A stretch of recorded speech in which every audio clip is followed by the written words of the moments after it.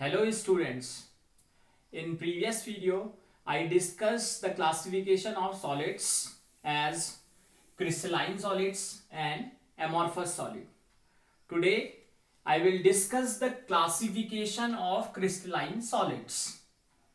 And crystalline solids are the perfectly ordered geometrical patterns of solids. So first, starting with these, the types of solids. Means the types of crystalline solids. First is molecular solid, ionic solid, metallic solid, and then covalent or network solid.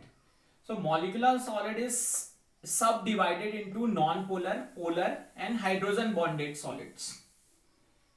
And the constituent particles of these solids are, the molecular solids are formed by covalent molecules. Means covalent molecules are forming molecular solids. And molecular solids are of three types: non-polar, polar, and hydrogen bonded. In non-polar solids, the constituent particles are non-polar molecules, and in polar molecular solids, constituent particles are polar in nature. Similarly, for hydrogen bonded solids, the constituent particles are hydrogen bonded atoms. And if we talk about the attractive forces present in these solids, so the very first is non-polar solid. In non-polar solid, London forces or dispersion forces are present. And in polar solids, it is formed by dipole-dipole interaction. That's why the attractive force is dipole-dipole. And in case of hydrogen bonded solids, so obviously the bonding is hydrogen bonding. And these are the examples of non-polar solids. Means solid CO2 and noble gases like argon, helium. And in dipole-dipole interaction, where the dipoles are formed, like in case of HCl, gas SO2, these are forming polar-polar or dipole interaction.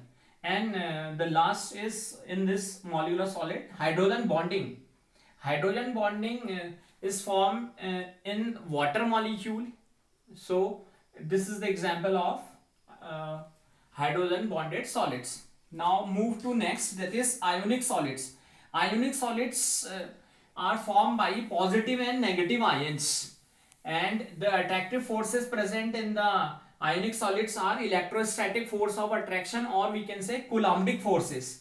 And the examples are salt, NaCl, and ZnS.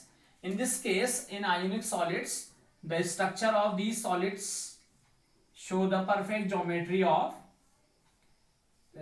compound. Like in case of NaCl, it is exhibited by the different ions present in this. So here it is sodium positive ion and Cl negative ion. So these are contributed by positive and negative ions. Then next is metallic solids. Metallic solids are formed by positive ions in sea of electron. This is electron sea model of atom, and the bonding is metallic bonding. And the examples are simply metals are forming these, and these are also formed by alloys. And the last category is covalent solid or network solid. In this, the constituent particles are atoms, and the attractive force present in this is covalent bonding.